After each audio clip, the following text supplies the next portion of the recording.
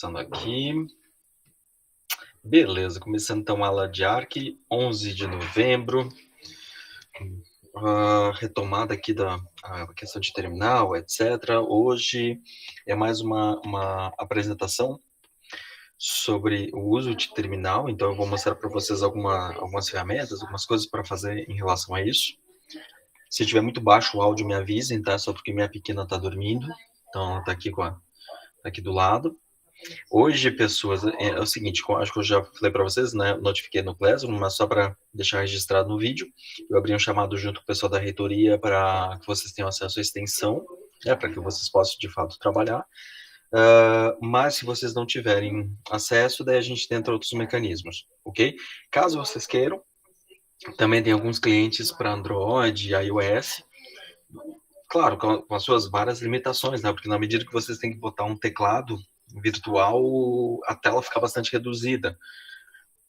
Acaba ficando ruim, tá? Não vou dizer, eu não tive nenhuma experiência boa. Se alguém tiver ainda alguma entrada de dados externa, um teclado Bluetooth, alguma coisa assim, ajuda. Isso faz total diferença. Não é aquela maravilha, mas ainda dá para funcionar. Enfim, se vocês quiserem, ou ainda tem o boot, né? O cliente SSH que pode ser usado. Eu acho que para Windows, deixa eu até procurar agora, PowerShell, acho muito difícil não ter um cliente SSH. Windows Server, não é isso que eu quero. Deixa eu ver aqui. Mas eu acho que vai ter algum nativo. Acho muito difícil não ter, tá, pessoas? Via PowerShell. Eu vou mostrar para vocês. Que beleza, tem mesmo. O AWSL, esse mesmo. Ok. Tá, depois tem tem o Cygwin. Estou olhando aqui algumas opções e eu vou passar para vocês para também ter alguns acessos remotos. Talvez tenha alguma chatice na parte do certificado. Enfim, daí eu passo para vocês. Hoje, então, pessoas, já compartilhando a tela. Vou compartilhar só essa daqui, né? Porque eu quero ficar só no esquema de abas. Estamos reduzindo o nosso público. Meu Deus, tem cada vez menos gente. Aqui no caso, deixa eu só sair da conexão, abrir mais uma vez, como eu tinha falado. Tem aqui o pessoal do PJ2, mas no caso de vocês, deixa eu até apagar esse acesso aqui. Não, deixa, tanto faz. Aqui no de Arc, só relembrando, tá? Para não ficar nada esquecido. Depois vocês vão ter acesso com o usuário aluno. No meu caso, eu já tenho um usuário que se chama Heitor Resine. A máquina ela tem 3 nomes, tá? Então ela se chama Arc ou ela se chama TIP. É a mesma máquina que a gente vai usar para as 2 disciplinas. E provavelmente a gente vai estar usando o serviço Matrix para a parte de sinalização no jogo. Talvez, tá? Eu estou olhando 2 plataformas, tenho falado isso várias vezes, mas para a disciplina de Arc, pode deixar o nome de Arc, usando, no caso, a chave privada de acesso. Uma vez que vocês estão aqui, claro, vocês vão ter esse terminal, a tarefa, o próximo passo é que vocês criem, eu acho que eu já coloquei isso como lá no Classroom, de que vocês criem o usuário de vocês para que vocês possam ter acesso aos sistemas. E aí eu vou mostrar o que eu fiz para que vocês possam ter esse tipo de privilégio, beleza? Então, a primeira coisa que eu quero mostrar é dar uma navegada no sistema, para mostrar para vocês, até porque o fato de criar usuário, criar chave, botar nas permissões, authorizer keys, etc., isso já está registrado em vídeo. Então, você já sabe fazer, e eu só quero mostrar a segunda parte. Por que o Heitor Resine, por exemplo, ele consegue rodar comandos como aqui, ó, whoami, quem sou eu, Heitor Resine, mas se eu quiser rodar o whoami como root, eu consigo fazer essa conversão direta. Então, eu vou mostrar algumas coisas, privilégios, etc., e por aí vai. Beleza? Então, passo número 1, limpando a tela. Eu vou para a raiz do sistema, sempre lembrando, né? Nós temos aquela trinca multi-usuários, multiprocessos, ou multitarefa e multidados. Ela sempre aqueles 3 elementos, onde os usuários rodam programas, que são os processos, são os programas em memória, para acessar os dados, que é um termo muito genérico para dizer as informações contidas em arquivos, ou os próprios arquivos. Tá? Lembrando, pessoas, eu estou em outra aba, então qualquer coisa, só no áudio, por favor. Mandar mensagem de texto, ou talvez eu atrase muito para ler. E na parte de dados, eu estava mostrando a questão de permissionamento, permissão, propriedade, etc. E aí eu quero falar um pouco mais sobre isso, como é que se distribui os arquivos, porque basicamente o que eu vou ter é uma árvore. A árvore é uma estrutura de dados que desde os anos 70 ela é bastante eficiente para armazenar informação, porque ela é muito barata em termos de memória, em termos de processamento. Até se a gente estiver falando de árvore binária é quando eu tenho um ponto de partida, que seria a raiz, e eu tenho dois galhos, dois ramos, que seria o 0, 1, verdadeiro ou falso, esquerda, direita, de forma que eu sempre vou ter os valores binários. Para chegar a determinado lugar, eu só tenho que saber sempre se eu fui para a esquerda, direita, 0, 1, etc, etc. Ou seja, se eu tivesse um número assim, por exemplo, 1, 0, 1, 0, 0, 0, eu poderia entender que o 1 ia para a esquerda e o 0 para a direita. Então, uma determinada informação na raiz da árvore está esquerda, direita, direita, direita, direita. Toda vez que aparecer um cruzamento, eu tomo uma decisão numa árvore binária, tá? Aparece bastante dentro dos sistemas internos, que são as B-trees, as árvores binárias. Aqui no caso, não é uma árvore binária porque eu tenho vários pontos. Então, na raiz aqui principal, eu tenho vários diretórios. E a ideia, pessoas, principalmente é cuidar para que eu tenha as permissões corretas, certo? Então, aqui no caso, por exemplo, vou pegar essa pasta aqui, a pasta pessoal do usuário root.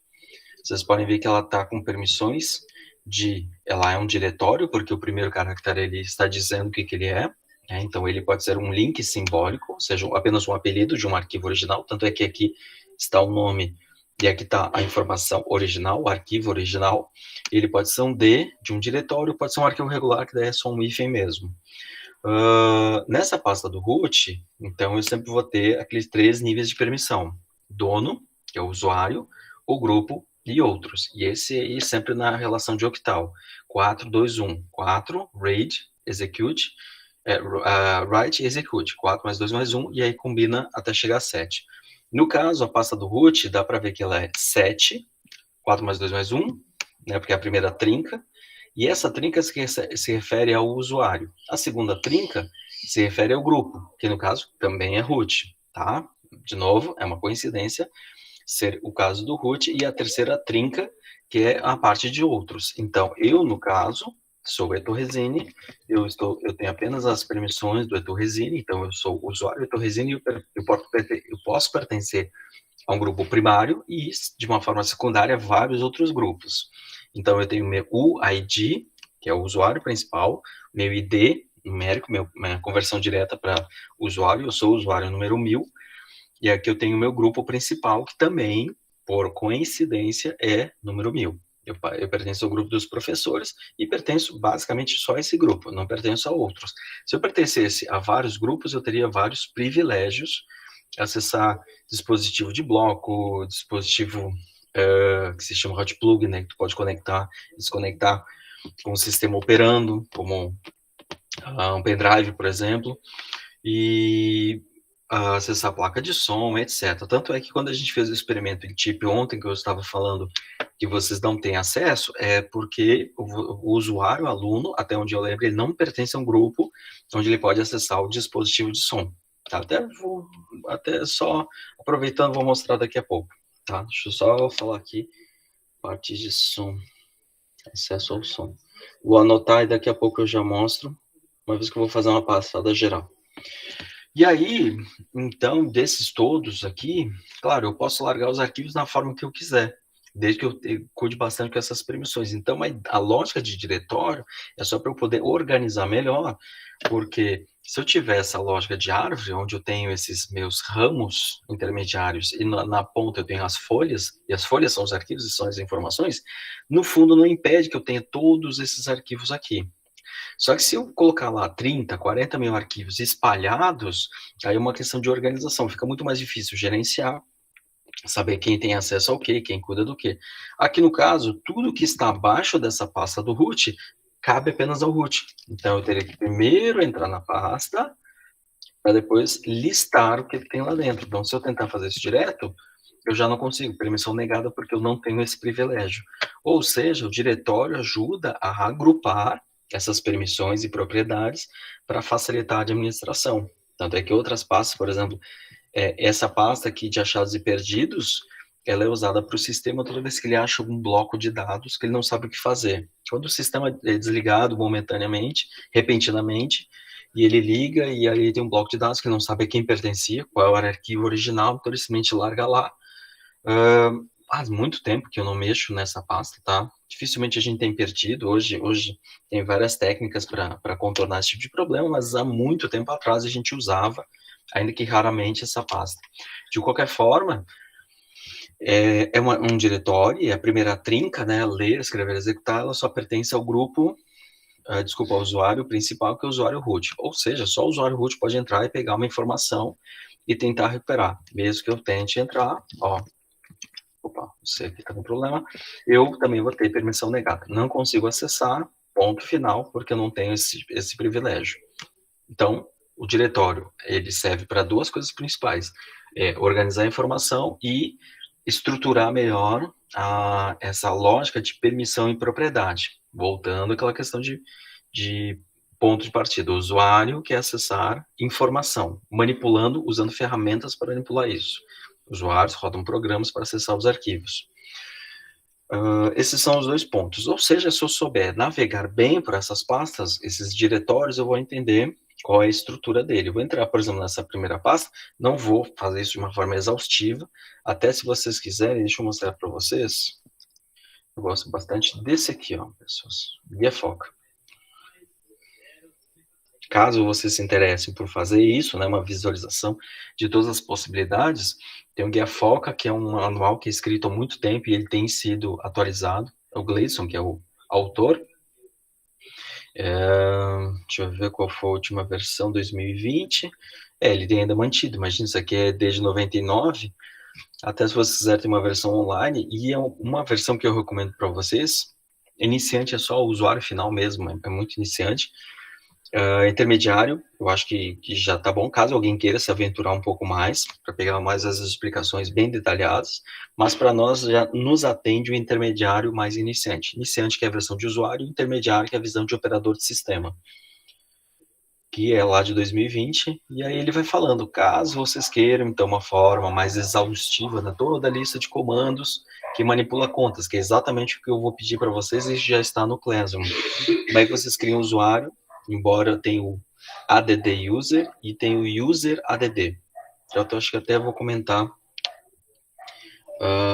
falar sobre usar o user add. O add user é uma ferramenta interativa e o user add é uma linha de comando só. Pelo menos o que eu usei no vídeo passado foi o user add. Porque para as próximas aulas, o que eu vou precisar? Que vocês tenham o usuário de vocês. Se vocês tentarem botar senha e tentar senha, não funciona, o SSH já está travado para acesso via senha, ele só permite por certificado, então vocês são obrigados a criar um certificado, transferir o certificado para vocês, transformar ele em chave lá de keys, etc, etc, fazer todo o processo para que vocês consigam acessar somente via certificado. De novo, é uma questão de segurança, tá? Deixa eu só deixar registrado que eu vou atualizar lá a tarefa do Classroom. Voltando para cá, então, só mostrando, o que tem bastante são aplicativos para que a gente possa mexer. Então, direto na raiz, então é normal a gente ter o bin e o SBin, que ele já aponta para user bin e user SBin. No caso, o SR é de usuário, aplicativos de usuário, não pasta pessoal de usuário. A pasta pessoal é home mesmo. Aqui onde, tanto é que home eu posso navegar. E eu consigo listar a pasta, por enquanto só tem 2 usuários, que é o usuário aluno e o usuário eTorresine. Eu até mostrei ali a parte de permissões, e então isso é a pasta pessoal. Quem está falando de navegação, tem 2 formas de fazer a navegação. Uma é navegação relativa, baseado onde eu estou, eu posso navegar a partir dessa árvore. Então eu tenho que mentalmente entender, eu estou em barra, no caso pwd, sempre houver uma dúvida, pwd print working directory, vai mostrar para vocês onde é que vocês estão agora. Vocês estão na pasta home, barra home. Se eu quiser subir um nível acima, ir para barra, então eu posso fazer duas formas. A forma absoluta é simplesmente dizer diretamente para que diretório eu quero ir.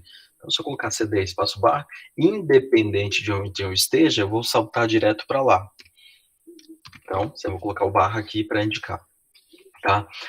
Eu coloquei um terminal tanto para o usuário aluno quanto para o usuário Torresini. Esse tema se chama Boxfish, tá? Só para ele mostrar apenas a pasta onde está, para ser o mais sucinto possível. Tudo bem? Só para registrar que essa carinha aqui do Shell, ela é modificada para que fique mais fácil nas gravações. Quando vocês criarem um usuário, provavelmente vocês vão estar com o tema, acho que é o tema default, acho que ele vai ser assim. Ou, deixa eu ver, não tem, acho que é esse tema mesmo. Não tem problema, ele vai mostrar aqui, vai mostrar o relógio do lado. Tá ótimo, é exatamente o que eu preciso. Beleza, então, como eu estava falando, uma forma de fazer isso é eu saltar diretamente para a pasta. Outra forma seria, baseado onde eu estou, eu vou dizer como eu quero caminhar. Lembrando que, visualmente, normalmente a gente desenha uma árvore de cabeça para baixo, onde a raiz está para cima, embora não faça muito sentido, né? Mas normalmente é assim que a gente desenha, tá? Na literatura. Vocês vão encontrar bastante a pasta principal, que é a pasta raiz, e eu tenho subpasta, subpasta, ou subdiretório, subdiretório. Aqui no caso estou em barra, que seria o primeiro nível, e home seria um nível inferior. Então, se eu quiser subir um nível, eu posso apenas dizer que eu quero subir um nível, que é ponto, ponto. Aqui, pausa para os comerciais, eu sempre vou ter duas referências. Eu vou ter um diretório ponto, que é o próprio diretório. Então, se eu caminhar para o diretório ponto, eu vou permanecer no mesmo lugar, não saio. Tá? Essa informação é importante lá na frente quando a gente mexer com aplicativos. Eu posso dizer que nesta pasta, nesse diretório, tem alguma informação importante. Por enquanto, é só para nós é só mais para informação. E eu tenho também uma referência para o diretório superior. Lembrando, estou com a árvore de cabeça para baixo, e a raiz, ou digamos, seria o térreo, e eu só vou caminhando pelo subsolo. Mais ou menos assim. E aí eu posso, então, com ponto, ponto, subir um nível e aí ir para cá. Ou seja, se eu estou em barra home, que aqui eu vou saltar direto, e eu quero ir para barra etc, ou seja, eu posso fazer assim, subo um nível e depois barra, né, para dizer, eu vou primeiro subir um nível e depois eu vou para etc.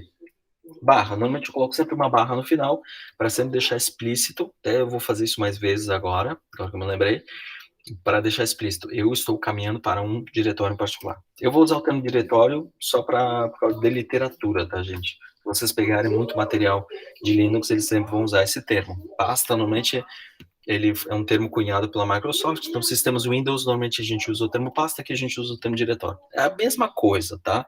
Mas é só porque eu vou tentar me habituar a falar sobre diretório, porque se vocês procurarem em textos, é o termo que vai aparecer, e para não ficar tão estranho, ok? Então, se eu quiser saltar direto para uma, eu posso dizer explicitamente barra, home, barra. Então, eu vou para o barra, home, barra. Tá? E aí eu vou estar no segundo nível ou no primeiro subsolo. Tá? É meio estranho a gente ficar falando sempre de níveis de cima para baixo. Tomás, por favor, estou em aula. Então, se eu quiser ir para o etc, eu posso ir diretamente para lá, ó, barra, etc barra. Ou seja, essa barra aqui, já estou dizendo que eu quero a raiz principal e navegar para lá. Se eu quiser ir para barra user, barra bin, aí eu posso dizer o endereço completo. Vocês podem ver que ali no terminal, na parte em azul, ele vai colocando apenas a primeira letra de cada bit-drop, para ele não fique muito extenso. Tá? Tem, como eu falei, tem outros terminais, outras carinhas que eles colocam o nome completo, e à medida que tu vai entrando nos diretórios, ele vai ficando muito extenso, vai poluindo muito a tela. Como, por exemplo, eu vou para home e Torresini. Então, até que layout completa para mim. Então, aqui é uma coisa interessante, a pasta pessoal, ela é apenas tio de pasta pessoal. Muito tempo atrás, esse símbolo era para referenciar a pasta pessoal. Ou seja, se eu for para a pasta pessoal do Torresini, eu vou estar em home Torresini. Se eu vou para a pasta pessoal do usuário aluno, eu vou estar em barra home barra aluno. E assim segue. Se eu entrar na pasta do root, lembra, agora há pouco eu falei, eu não tenho permissão, porque barra root, barra, a permissão é negada. Tanto é que ele ficou até com uma exclamação ali em vermelho para indicar que o último comando falhou. Eu tentei fazer uma operação sem sucesso. Pessoas até aqui tranquilo, tá? Alguma dúvida? Qualquer coisa, áudio, por favor. O que eu quero mais deixar evidente aqui são duas coisas. A gente começar a se habituar, então, entre fazer uma navegação, se eu só colocar CD, apenas CD, eu volto para a pasta pessoal. Isso acontece porque tem alguns arquivos, que é onde eu quero chegar, que eu vou caminhar diretamente lá para o /etc, ou eu posso colocar o nome completo. Tem alguns arquivos que eu quero mostrar. Esse aqui e esse aqui principalmente. Lá no diretório etc, ou /etc, ou seja, o segundo nível, né, raiz etc barra, tem vários arquivos. etc, o que era para ser etc, né, originalmente acabou virando praticamente, de fato, a parte de configuração do sistema como um todo. E aí eu tenho o arquivo onde lista os grupos. Então, como eu sempre falo, as informações estão em arquivos. E aí eu tenho o PASWD, onde eu tenho as informações públicas de usuário, e aqui eu tenho o Shadow, que são as informações privadas de usuário, em especial a senha. Tanto é que vocês podem ver que as permissões são diferentes. Enquanto que no PASWD, todo mundo pode ler, sempre tem o R de read, ou seja, dono, grupo ou usuário, grupo e outros, e eu me encaixo na categoria de outros nesse caso, e aqui no caso do Shadow eu não consigo, tanto é que se eu tentar mexer com cat é capturar de cat do inglês, se eu tentar pegar o conteúdo do arquivo, também eu vou ter permissão negada, certo? Aqui no caso eu quero já manipular ele. Perfeito? Então, voltando para cá, eu vou mostrar cada um desses arquivos, que é o assunto, que é o tópico de hoje. E como eu sempre digo, eu não vou mostrar as coisas de uma forma exaustiva, vou mostrar isso com calma. Deixa eu só dar uma navegada para cá. É um arquivo, o etc group, basicamente ele faz uma correspondência de uma forma bastante simples, né? Onde eu tenho uma relação nominal e uma relação numérica. Então eu tenho um grupo de nome root, cuja correspondência numérica, em termos de grupo, tem um número 0. Tanto é que se eu avançar aqui até o final, eu vou ter essa também correspondência. Eu tenho professores e eu tenho 1000. Embora esse arquivo tenha mais informações. Na verdade, toda vez que aparecer um 2 pontos, ele é um delimitador de campo. Então, aqui eu tenho o nome professores, a senha, que o grupo pode ter uma senha, isso quase não se usa, vou ser bem sério, nunca vi alguém usar. O grupo pode ter uma senha, então ali é só X para dizer que essa informação está em outro lugar. Tem um arquivo de senhas de grupo, volto a dizer, nunca vi isso em funcionamento. E aí ele tem uma correspondência numérica que é o 1000. Depois desses últimos 2 pontos, quem tem esse grupo como secundário? Ou seja, tu tem um grupo principal, que sempre vai ser o teu, e qualquer coisa tu ganha privilégios desses outros grupos.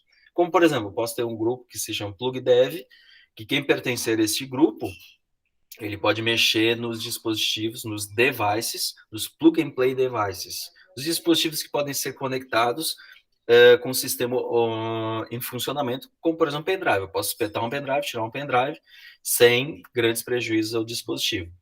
Dial out para usar modem, disk para acessar diretamente o disco, um acesso bastante sensível, www data para acessar serviços web. Então, se eu tiver, por exemplo, prover um conteúdo web, tape para acessar dispositivos de fita de backup, no caso. E aqui nós temos esse grupo áudio. Quem tem acesso, quem tem um privilégio de pertencer, seja primário ou secundário, a este grupo, significa que ele pode acessar os dispositivos de som. Ou seja, pode manipular volumes, pode acessar, pode escrever nesse dispositivo, ou seja, falar ao microfone, pode até escutar as coisas. Então, pertence ao grupo áudio, permitiria, no nosso experimento de chip, que a gente pudesse acessar o microfone, embora a gente não tivesse ainda o dispositivo microfone, né, ali na bancada, para a gente, de fato, fazer a gravação. Certo? E aí tem vários outros grupos, como eu sempre digo, não tem porque a gente se ater a todos eles. Mas só para deixar claro, existe o grupo dos professores. Os professores conseguem fazer alguma coisa no sistema e os alunos conseguem também fazer alguma coisa no sistema. Os alunos já são do grupo 1001. Então, voltando aqui à nossa lista, temos aqui um arquivo que faz a correspondência nome e número de grupos, e logo abaixo, passwd, que originalmente era o arquivo que tinha todas as informações de usuário, né, que era de passwords, um arquivo de senhas, acabou sendo separado em informações públicas e informações privadas. Todo mundo tem acesso às informações públicas, cat, passwd. No caso, já uma lista um pouquinho menor, onde eu estou Resine, aqui eu tenho várias informações, então é um pouco diferente do que eu quero falar do Etorresine.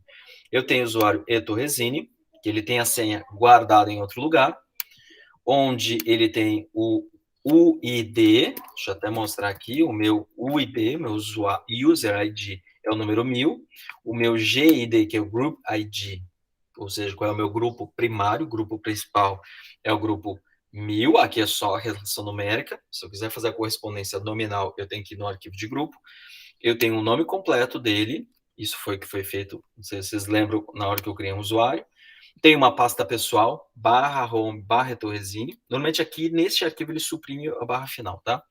E aqui é o shell, que é o terminal que ele vai poder rodar. Porque eu tenho vários tipos de terminal. Um terminal com mais funcionalidades, menos funcionalidades. Até eu tenho vários usuários, se vocês repararem, que ele não tem login. Então, ele não ganha um terminal interativo para poder operar. Por uma questão de segurança, por uma questão de que não há nenhuma necessidade. Por exemplo, tem vários desses usuários onde eles não precisam abrir um terminal para rodar algum comando aqui no CLI, né, que Command Line Interface. Então, são usuários basicamente internos de sistema, que eles rodam apenas uma aplicação e ponto final. Já no caso desses nossos usuários, o Etorresine, eu, aluno, tenho o Fish, que é esse terminal todo colorido, ou o Root, que tem um terminal, que é o Bash, que é o Born Again Shell, basicamente o padrão para quem mexe hoje com Linux em geral. Ele é bastante robusto, tem muitas funcionalidades. A única coisa que tem diferente, que eu gosto do Fish em relação ao Bash, é que em termos didáticos é mais fácil. Ele tem um autocompletar, as cores ele fica trocando o tempo todo. Então, mesmo nas aulas gravadas, ou para quem começa a mexer com o terminal, ele é bem mais prático. Eu acho mais confortável de usar. Embora o Bash tenha uma outra coisinha para quem vai fazer automatizações. Mas, no nosso caso, a gente não vai fazer muito porque a gente vai resolver isso de outras formas. Ou com outras linguagens, porque aqui um shell script é uma linguagem interpretada, e a gente pode usar Python, o próprio Node, para fazer isso. Muito provavelmente a gente vai, ao longo da disciplina, mexer muito mais com Node do que shell script. E mesmo o nosso shell script são coisinhas pequenas.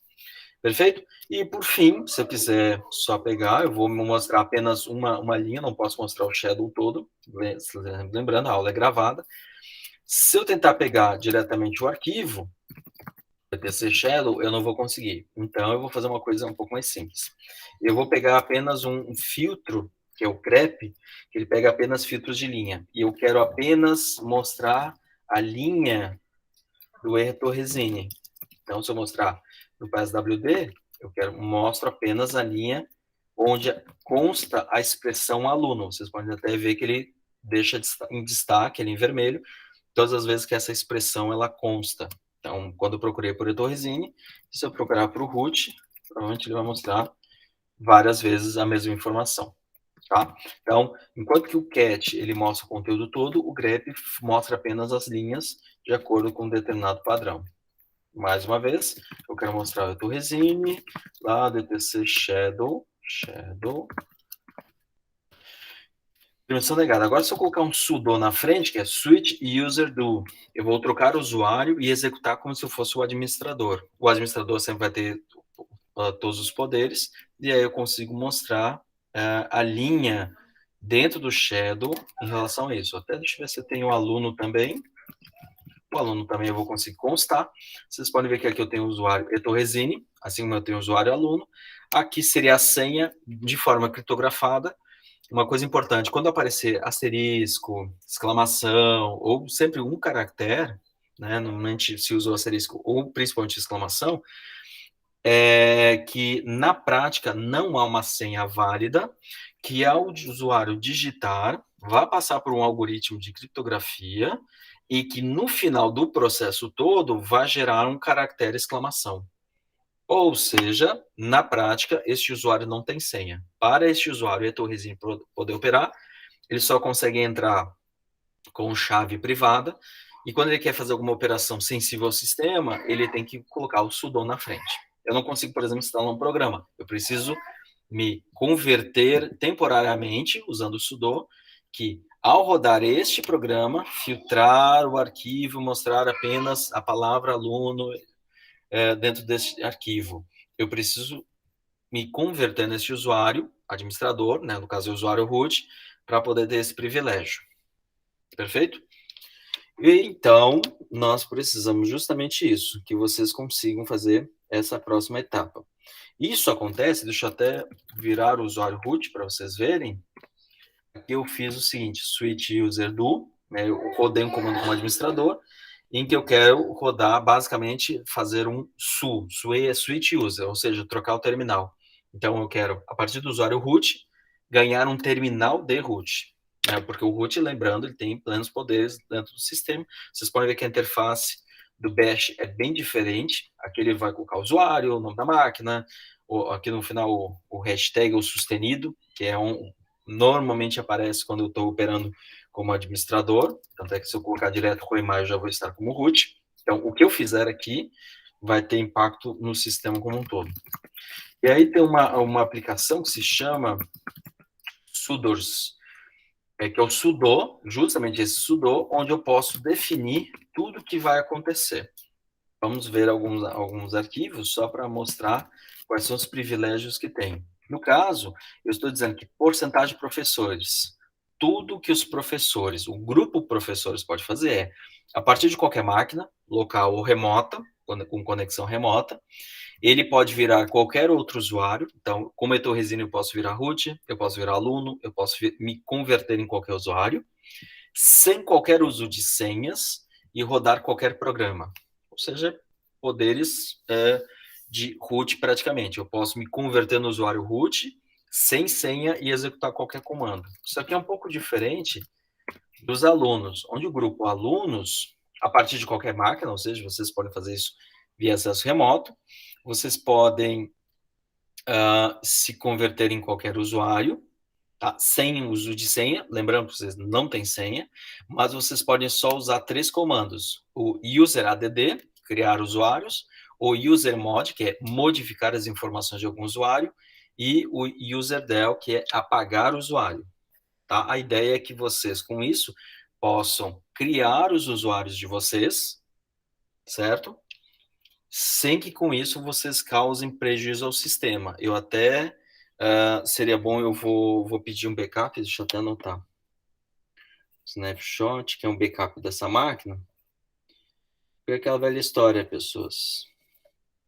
No momento que vocês estão com root, vocês têm plenos poderes de máquina, e apesar de vocês poderem fazer apenas essas 3 operações, se vocês apagarem algum usuário crítico, ele já começa o sistema a já não funcionar corretamente. Tudo bem? Então, mais uma questão de segurança, uma vez que a gente está começando a compartilhar a máquina com várias pessoas administrando o mesmo computador.